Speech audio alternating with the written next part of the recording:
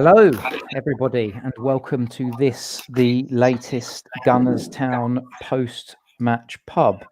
If you can hear the sound of despondency in my voice, that's probably because you're listening in. You're either listening into the live broadcast, or you're listening to this as a podcast the next day, which is just after we found out that Arsenal have been defeated at Everton 2-1. They have lost yet another game.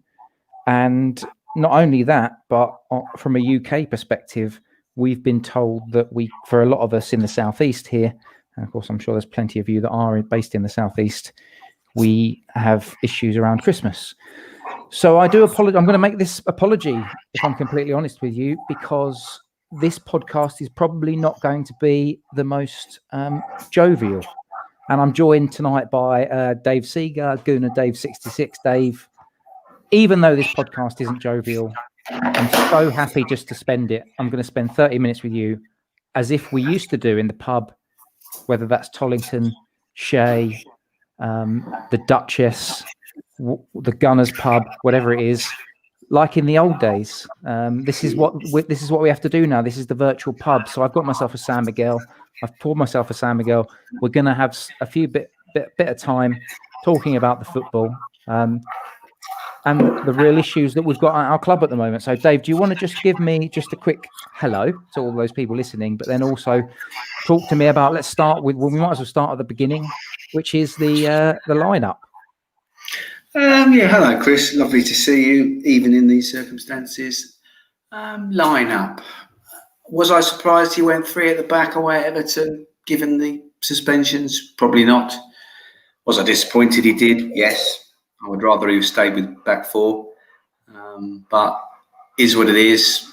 I was pleased that Maitland-Niles kept his place. I was surprised to see Nketiah. But all in all, I was pleased that Maitland-Niles kept his place. That's about the only positive thing I can come up with. I was pleased to see Pepe. But yeah, obviously pleased to see Martinelli on the bench when I read that. Hopefully, thankfully, he didn't look like he came off with any injuries or anything, because I'm sure there's a degree of panic and rushing him back going on. But I was very surprised about Oba, because that didn't come out at all. We heard nothing about that, did we? So for those people that don't know, Pierre-Emerick Aubameyang supposedly has a calf strain. So I tweeted beforehand, it would be really nice just for a change for us to not get any of the following: a penalty against us, a red card against us, an injury, or anything like that. And literally before the game had even started, we'd already ticked off one of those boxes. The game started, and I thought I could see an Arsenal team that were low on confidence. We all know that. And we decided to essentially give Everton possession and I thought retain our shape. And I could sort of half understand it. But the depressing thing is us going forward, because the shape, all right, that's one thing. But I just thought that every time we got the ball, every time a player got the ball, we either wanted too many touches. Like I tweeted this. There was a moment in which we had a 2-minute spell, and the Arsenal players on the ball where we had possession, every single one of them took at least 4 touches with the ball. If you think back to, and again, there's so many podcasts, and we've heard it so many times, people who have talked about, the Wenger years and how we used to play, and that's literally like a decade ago now. But one-touch football, that was our kind of brand almost. The brand that we have now is slow. It's ponderous. It's too many touches. So what's your view in terms of that first half and how it sort of broke down? I think it's weird that, because if you'd said to me, let's not rewind history here. Everybody was keen for Ceballos to come back. And now everybody seems to know that, he's not going to be an Arsenal player. Why are we playing him?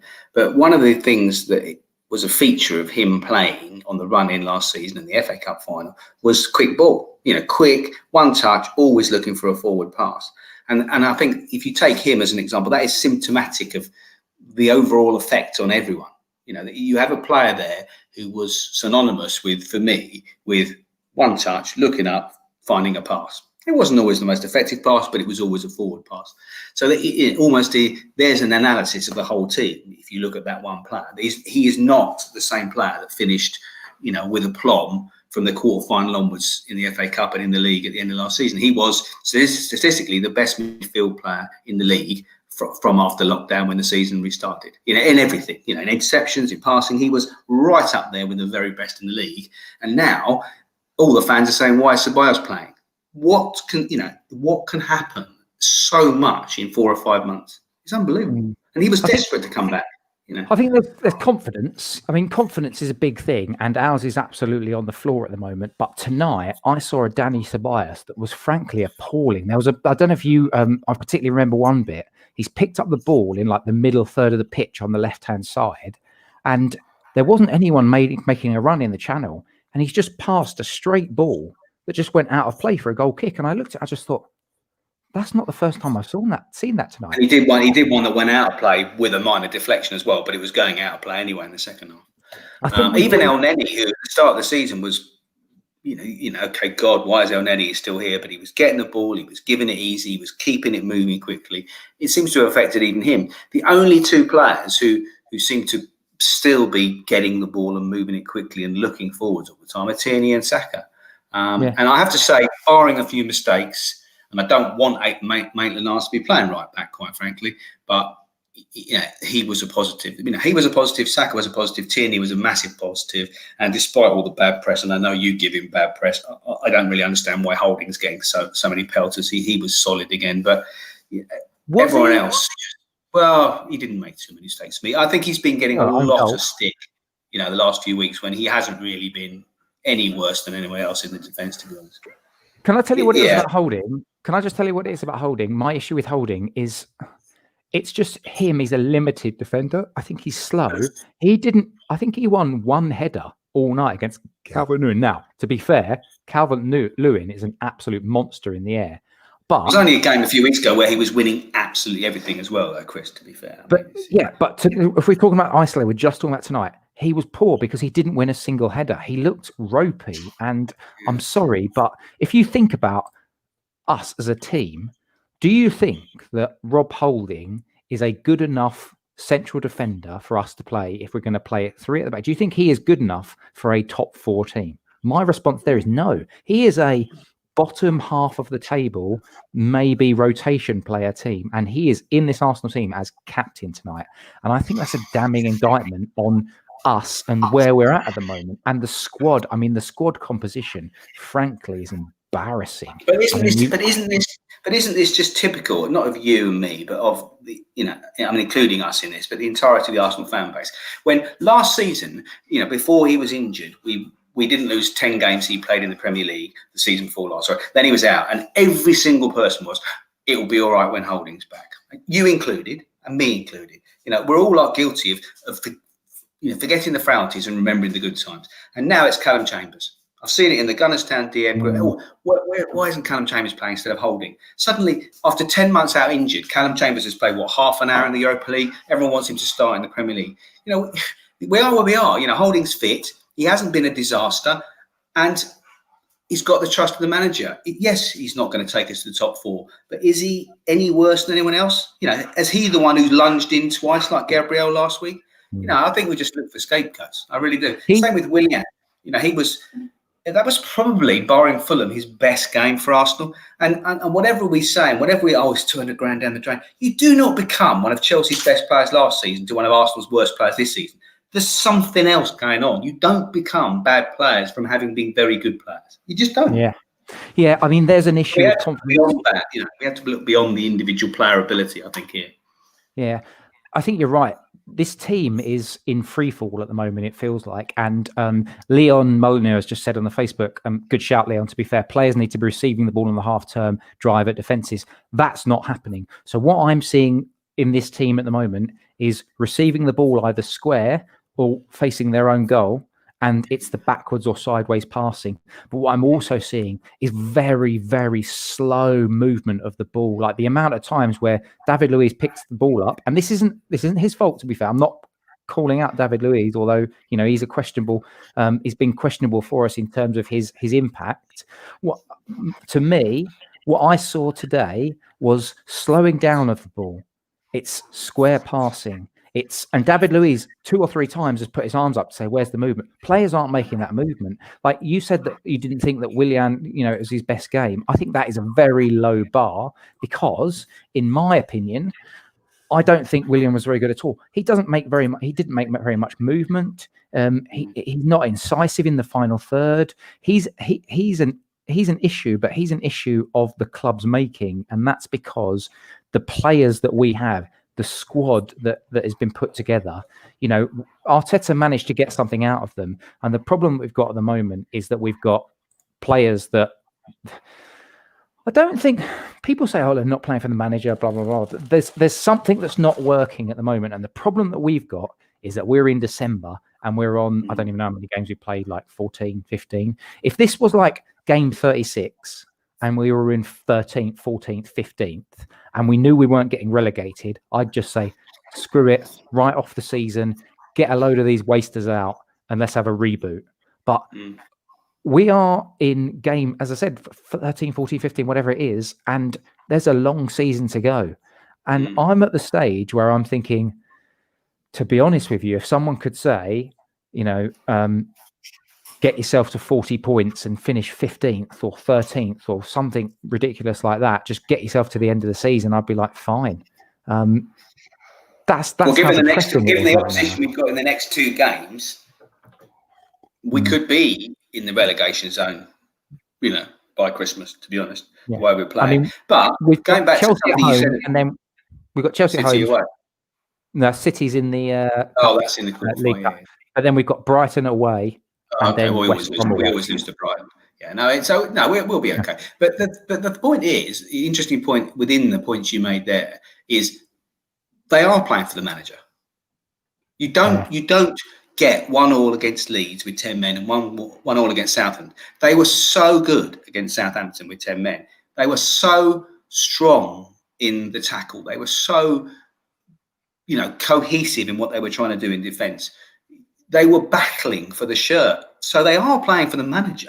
You just have to question why they all seem to believe in the tactics. That's what I don't understand, because those tactics that work so well with 3-4-3 on the run-in and winning us the FA Cup, they're not working now. And you just have to, so he's tried to change to 4-2-3-1, and that gives you the problem of who's the creative player. And I think you just have to get to a point where I was there a few weeks ago, where you think, well, okay, we're not going to get relegated. We're not. We simply won't. There will be better.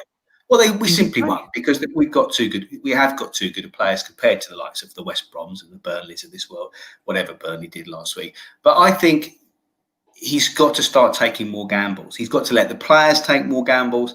And if you make a pass or try and make a pass in the final third and it doesn't come off, it doesn't matter. And somebody needs to tell the players that. And that has to come from Arteta. And the other thing is, he has to start trusting the youth. He's starting to do it, but for me, probably trusting the wrong ones. Willock, if he's going to play Willock, he's got to play Willock in Willock's role. And playing 10 is not Willock's role. He's more of a Ramsey type, third man runs, getting on the ball at the end of a move, not creating the move. So I think, like most Arsenal fans, and again, you can say, well, it's absent makes the heart grow fond or whatever, but I think we all know that Smith Rowe's got something about him. And we can't do any worse than trying him at number 10. We tried Saka there, we've tried Willock there, we've tried, Lacazette there recently. No, he's not going to do any worse, is he?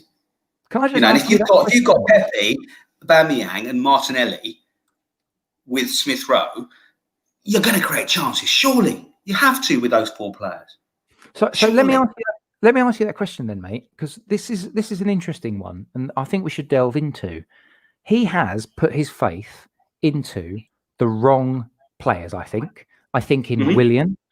I think in part of me, I do feel for Arteta because, Ceballos, by getting him back on and by, the fact that he's played so poorly, by Xhaka and his poor performances this season, there's too many senior pros that he's put too much faith in. At what point do you think? I thought we were seeing that turning of the tide, and even Bellerin, who's not been great at times in the recent weeks. At what point do you think he does say, we're losing every game here, people. I'm going to have to play. I don't have any other choice. Like, because if you're Arteta, his options are you play Willian every week and you play Pepe. And again, I will say this: I've been a fan of Pepe. I think he's a good player. But again, that guy right now, I'm actually turning in terms of my belief that he can make it at Arsenal. Because tonight I saw a guy that controlled the ball, slows it down, cuts outside. He's not a player running at defenders. He's not a player that's got belief, and we can't afford to have guys that are playing like that. It's this obsession in the modern game with inverted wingers. You either like it or you don't. I don't. A lot of people do. The best game I saw Pepe have this season was when he played on the left in the Europa League a few weeks ago. When he's running at people, when he's able to beat them and cut the ball in. You've got to look at that type of ball. The early ball against Southampton when Saka beat his man, got to the byline and whipped it in hard and low. Arteta's boasted against Tottenham we had 32 crosses. Well, you can have 32 crosses that are going over the head of the short, every player we've got. We don't have Oli Giroud in the side anymore. The crosses we need are cutbacks all low and hard. And of those 32 crosses, about 30 were lofted balls when we haven't got a centre forward who's going to head the ball. It's entirely pointless to boast about the crosses. What we need to be doing is playing Pepe on the left if we're going to play him, and someone who's right-footed on the right, or Saka who's happy to do either side, and just beat the fullback. And that's what Pepe can do. That's what he was doing in France. The French defenders are nowhere near in League One at the standard of the Premier League. As soon as you see Pepe, they know all they got to do is show him the outside on the right every single time. It's absolutely self-defeating for me. I don't understand it. I mean, how many of these players, what would you do for the next game at Chelsea in the league? Let's forget about the cup. Because, I think he should just restart. He should just have a little bit of rotation. He'll probably have to play some first-team players, but that Chelsea game is more important than City in the League Cup as far as I'm concerned. I can't see us getting anything against... I really went uber positive today because I thought we'd get something. I can't see us getting anything. So... what would you do if you were in his shoes right now? Would you? Yeah, I take it Thomas Partey's not fit. Thomas Partey's not fit, is he? I've got a gut feel. All they've said on the official site is he'll be out for a few weeks. So I think we're not seeing him until January. In my head, we're probably talking about 10th, 12th of January. Yeah. Well, I know what I would do, and I know most Arsenal fans won't agree with it. I was stunned that Cedric didn't start against Southampton.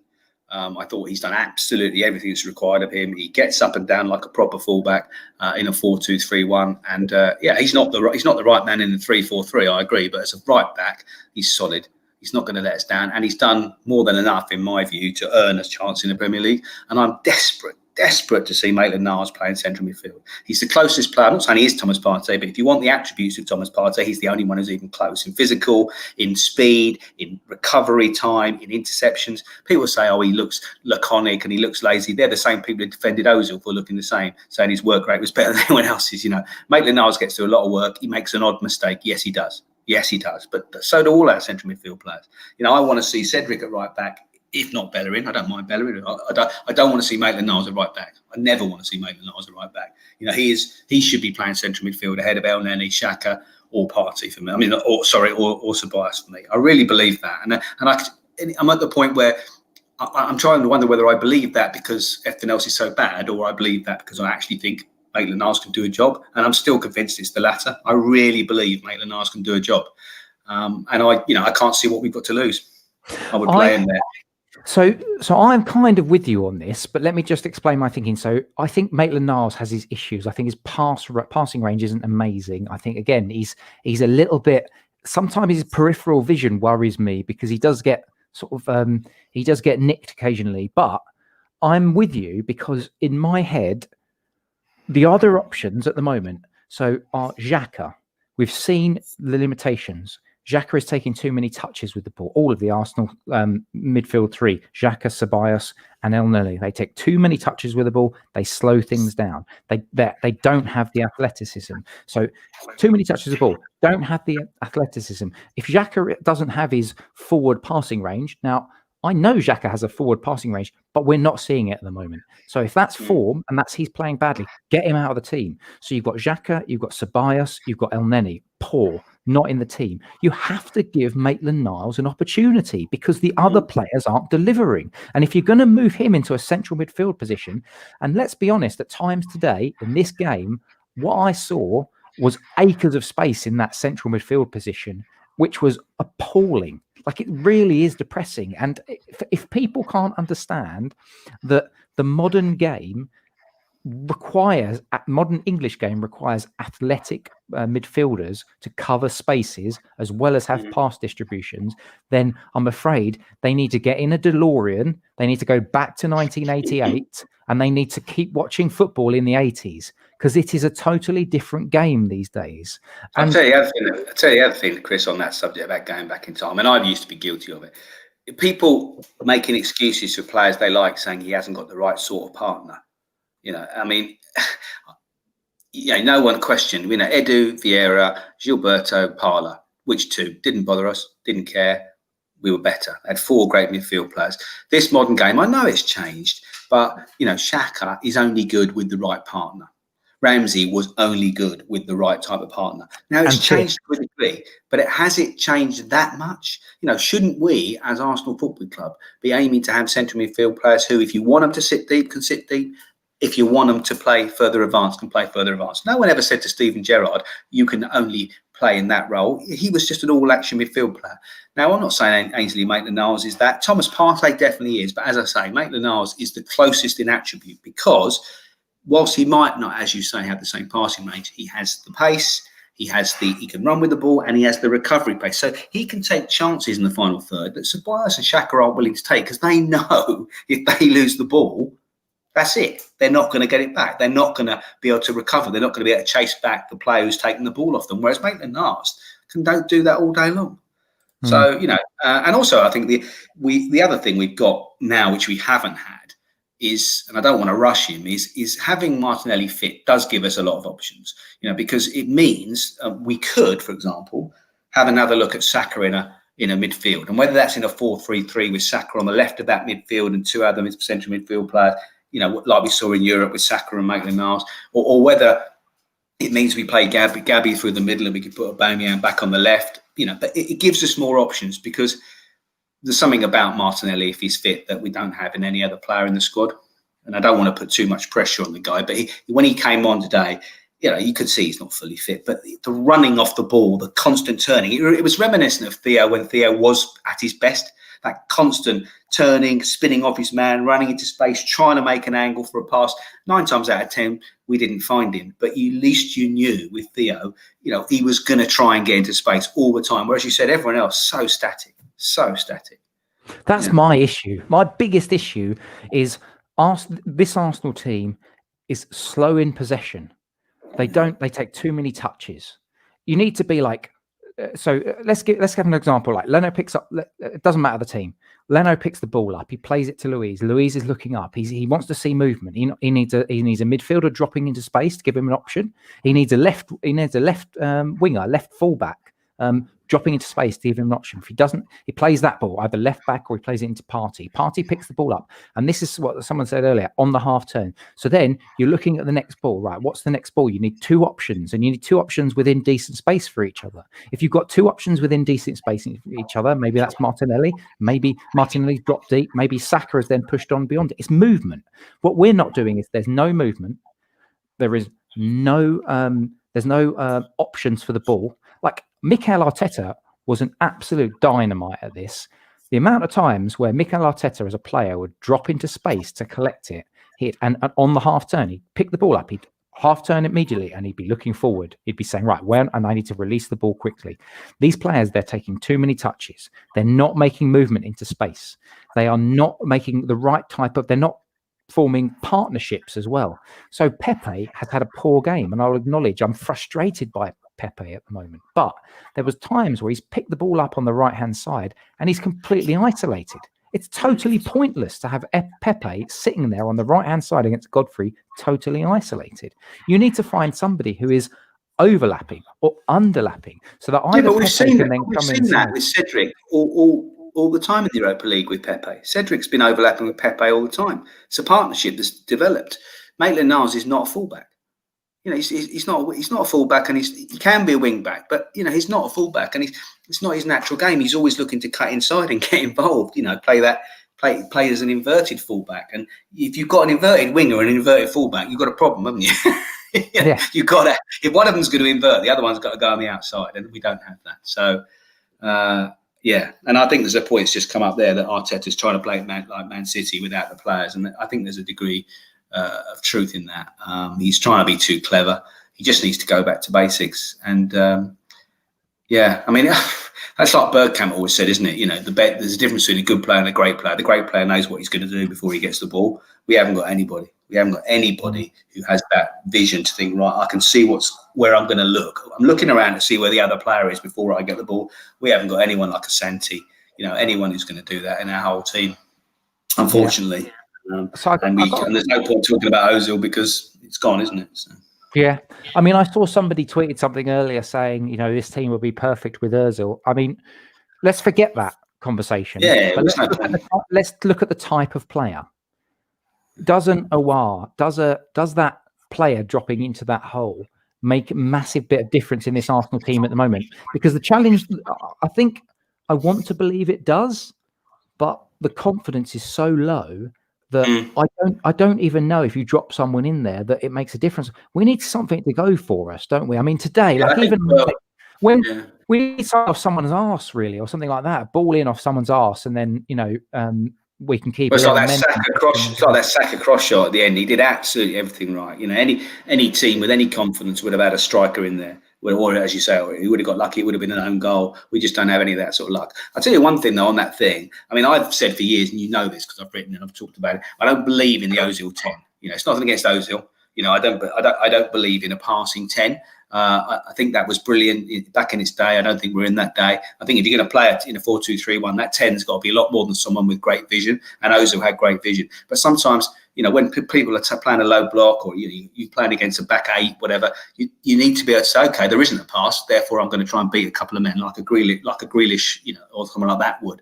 And that's where I think Saka's been so good this season, because he's the only player who will get the ball and think, right, there's nothing on, so I'm going to try and run and beat a man. And that's why I think he has to try Emil Smith-Rowe, because, I wrote a blog last year. I followed him. I interviewed Huddersfield fans, and this is exactly what he's doing. He gets the ball, and if there's nothing on, okay, I'm going to surge forward with the ball. It's like people would get frustrated with Ox when he did. I used to love it.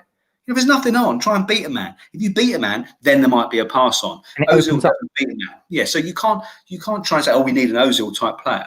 That's not the player we need. We need a player who can pass to Ozil level or close to it, but we also need a player who can say, there's not a pass on, right, I'm going to take a man on, like Wilshere would have done. And that's the player we need. And I don't know enough about Aouar to know if he's that player. But we can't do anything until the 1st of Jan. So let's just play Emil Smith-Rowe. I don't know what he has to do. I don't know what he's done to, he's not getting enough minutes for me. Willock's getting a lot of minutes, and I think he's earned it, but it's not his position. To be honest, do you know what? I think this is the thing that worries me about Arteta.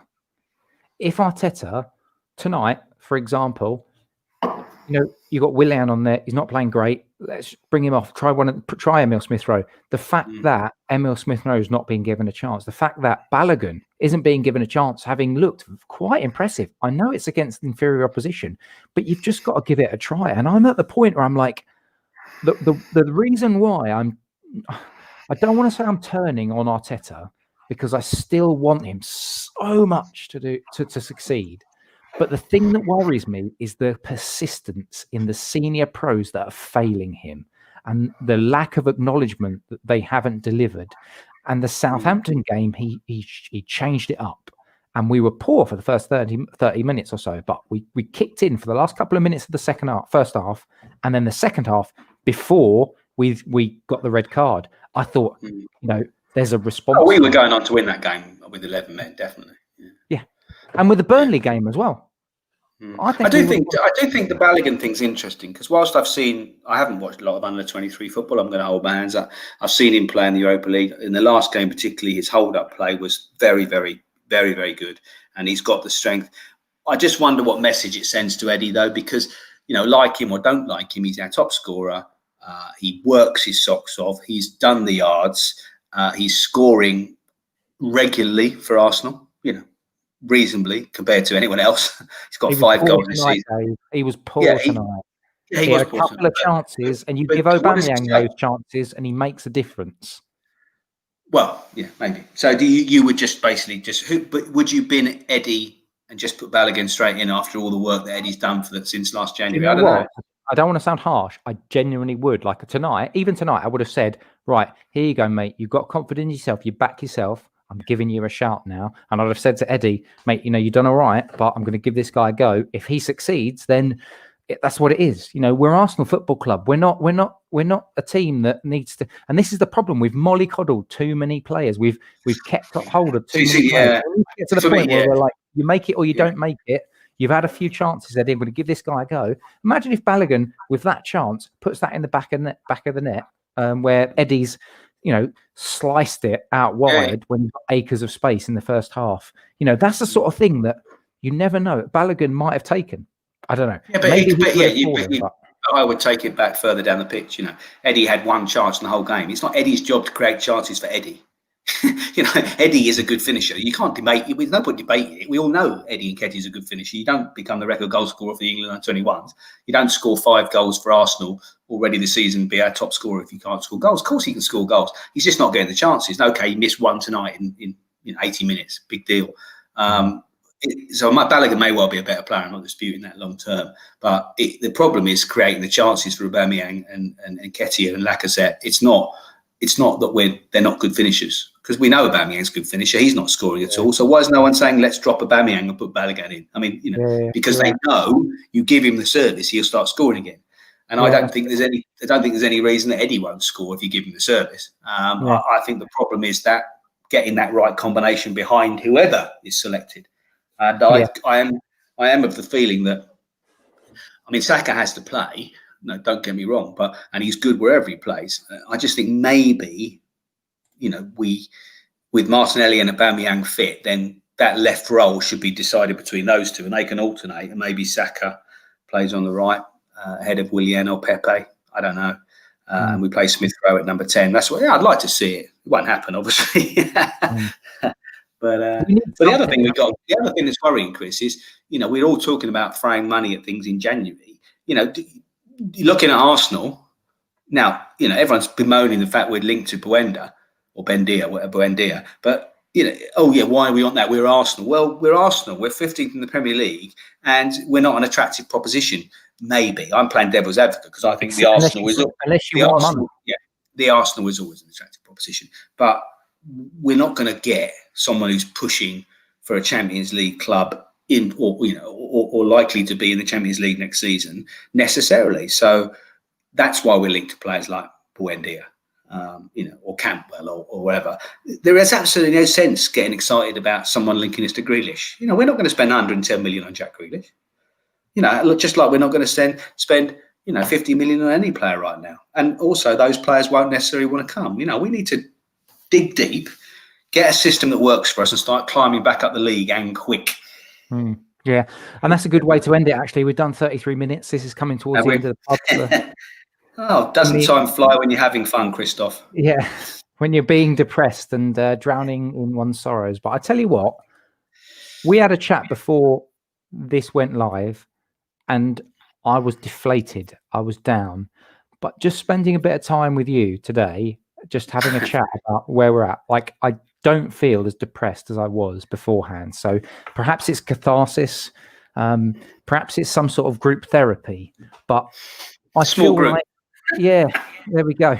Just a group therapy with the two of us. But hopefully, if you've been listening in live, hopefully you've enjoyed it. I really apologize. I haven't really got through many of the comments today, because there've been lots of people that have made some really, really good comments about Arteta, about the team and things like that. But it is what it is.